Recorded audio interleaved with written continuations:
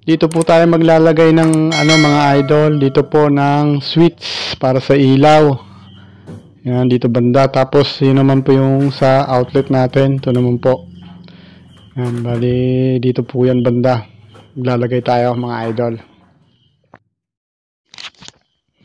Ito po yung switch tsaka yung utility box mga loads. Saka ito naman po yung 3-gang outlet natin, yung saksakan.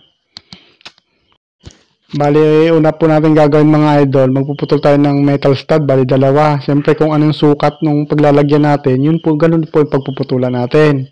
Tapos ganit dito po idol, yan. Magbabawas po tayo dyan ng 0.5 cm o kaya 5 mm mga idol. Yung pinakagilid niya. Yan.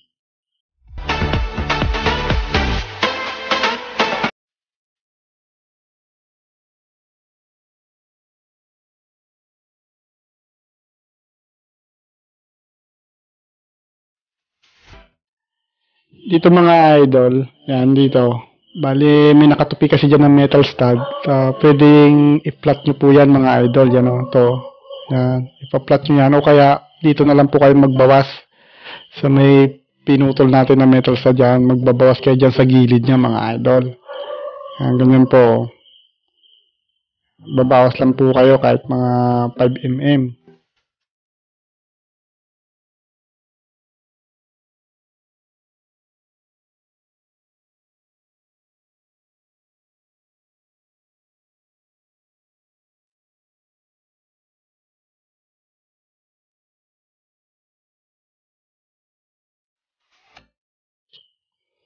Bali, dito po natin nalagay yung ating utility box mga idol para sa ating 3-gang outlet o yung sasaksakan.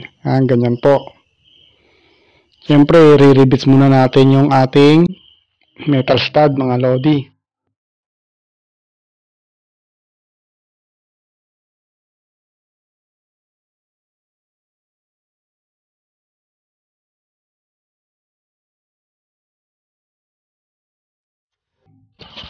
Yan, at natapos na po natin ikabit yung ating metal stud. Yan, napakatibay po niyan mga idol. At dito rin sa taas, ganun din po yan mga idol. Kung ano po yung ginawa po natin sa baba, ganun din po dito sa taas sa ating switch.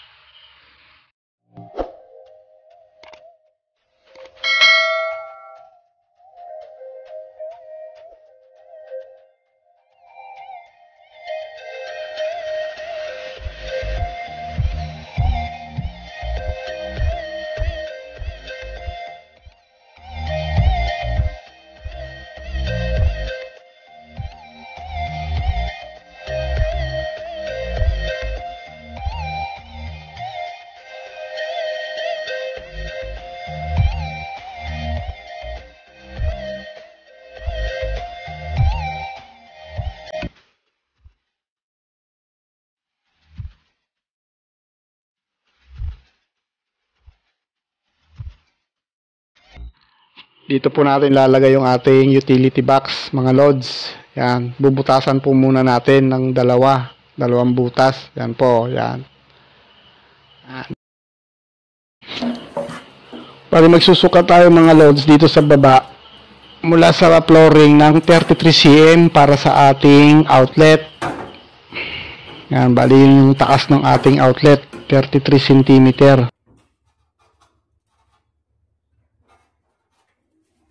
Dito naman po, bali susukat din po tayo. Bali actual nyo po yung ating utility box. Tapos susukatin po natin yung pinakakantuhan ng utility box. Bali ang sukat niya ay 27 cm mga load.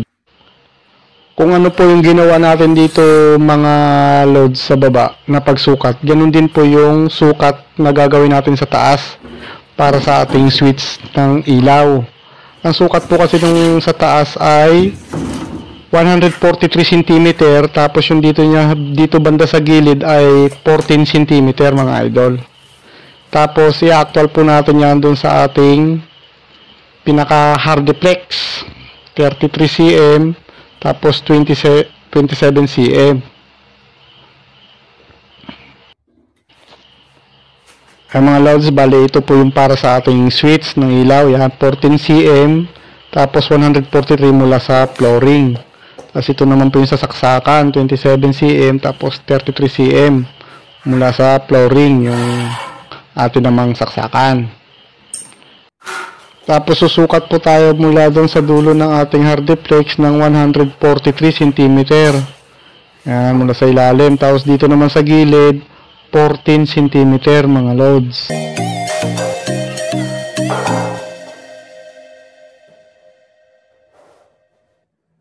Dito naman po sa ating outlet sa may saksakan, bali susukat po tayo sa gilid ng 27 cm. Tapos sa may pinakailalim niya mula sa flooring, 33 cm. Yan. Tapos guguhitan po natin ang ating utility box paikot mga loads. Bali may ginawa po akong pinaka pattern mga idol. Yan. Bali, ganyan po kalaki ang magiging butas niya dyan sa ating pinaka hardiplex. Guguhitan lang po natin yan paikot. Bali, yan po kasi yung magiging butas niya.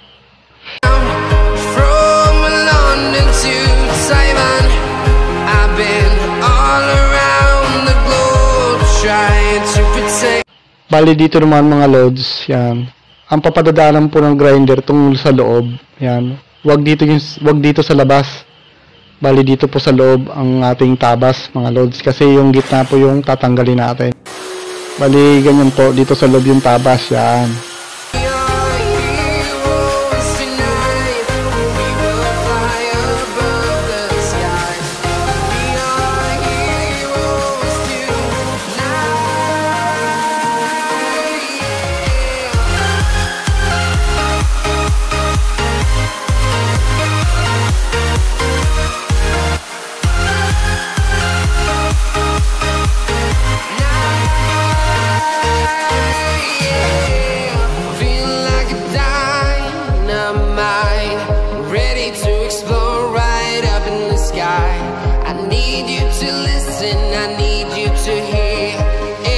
Show any fear.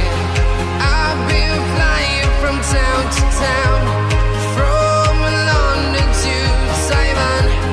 I've been all around the globe trying to protect your soul. We are heroes tonight. We will fly above the sky. We are heroes tonight.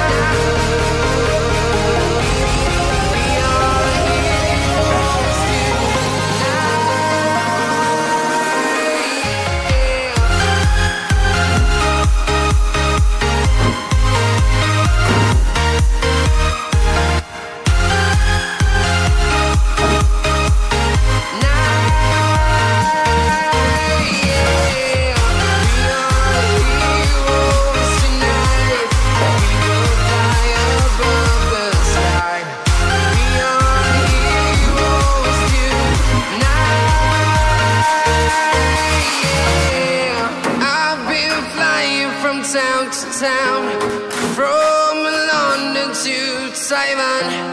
I've been all around the globe trying to protect your soul.